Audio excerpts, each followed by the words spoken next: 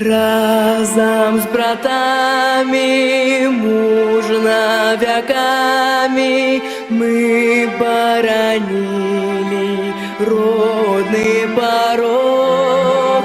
В битвах за волю, в битвах за долю свой сдобывали стяг перемог.